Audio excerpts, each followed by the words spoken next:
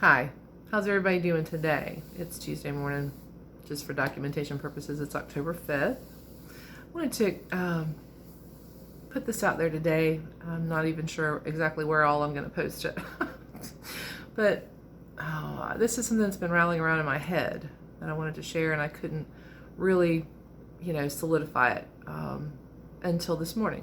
And thank you, my friend Melissa Evans, because your video from Impact, the last one before you got on the plane, there were several things that you said that just kind of and finally solidified into a ball that I can throw. So if you'll excuse the analogy. So I talk about often limiting beliefs, saying the right things to ourselves, breathing and meditation. So while we're doing all this work to try to change what we say to ourselves and what our energy is put out every day and all of the things I just mentioned, limiting beliefs are one thing, and we need to address those, and that's not what this is about. The thing I want to talk about today is, and I titled it, "What's Your Sign?" Because I thought that was catchy. I like humor, but what's your sign? Okay, so you may or may not have seen this movie, but this is the analogy that came to me, and I am queen mother of analogies. So in the movie For Love of the Game, with Kevin Costner, they're sitting in the restaurant, and she goes into this little thing. She thinks that people ought to wear a sign. It would make people easier to identify, and it would say certain things, and she gave examples. And so when this idea came together this morning, that's what I thought of. What would your sign say? Now, this is not a sign you would wear to attract a mate or a business, venture. I'm talking about a sign that says inside how you define yourself. Have you thought about that? Because there are things we hold on to, like little badges of courage, right? Our brain is a magnificent thing. I say that all the time, and it is wired to protect us. So as we go through dealing with some things that we need to process and get rid of, we realize that traumas or things that upset us or things that happened as the course of growing up, it starts when we're very young. Your brain scrambles to make sense of that and put it into a file and protect you. And so what starts to happen is you get a pattern of protection where you're not going to get hurt. You're going to protect yourself. And so maybe your sign says emotionally distant. I know to a degree a lot of people are. And I don't mean just in personal relationships. If you think about it, emotionally distant people in personal relationships tend to be the same way in business relationships to some degree. And no, you're not going to marry your business contacts, but there's a degree of less authenticity if you're not able to be open. If that makes sense. So where I'm going with this, and you probably already get it, it's difficult to let go of things that we have used to define ourselves. Our brain justifies. I was rude to a guy on a date one time, a long time ago. And I'm not normally a rude person unless you back me into a corner. But I felt very smothered, and I felt very, and I got to get out of this car. Not that I felt physically in danger, just emotionally like he was way too needy.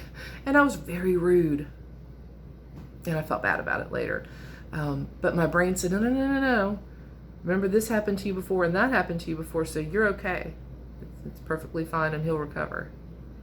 Okay? Your brain will justify everything that you need to feel safe because that's its job. Because at some point, that's what you told it.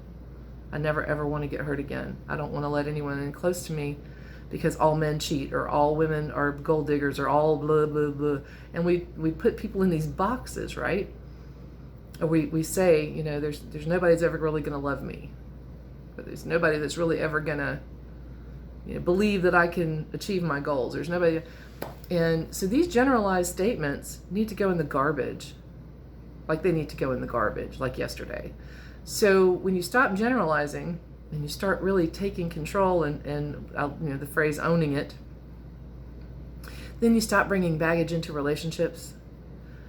You start clearing out the baggage from current relationships that you want to save or improve. But also it opens you up to a whole different level of connection in your business. Emotionally distant people can tend to come off sometimes as a little, I know that I can, when I want to, I can come off as a little bit, like inauthentic or like cheesy. I hate to use the word cheesy, but you get it when somebody's like, hey, how are you? That cheesy salesman thing. It's what it comes off as because there's something not quite authentic about where you are. And success character is something you build, but it's also something you step into. Those are shoes that you end up filling, right? So take the badge of courage. Think about it. What's your badge of courage? I mean, there's several that I had and some that I still have because it's how we define ourselves. It's I carry extra weight because of this, or I'm an emotional eater because of this, or I tend to fly off the handle because of this, or I tend to get really, really quiet and not express myself because of this. And there's always a because of. So what if there wasn't a because of? What if it was, I know what it is, and I get it, and I'm going to stop doing that? I mean, it sounds like I'm oversimplifying, but I'm really not.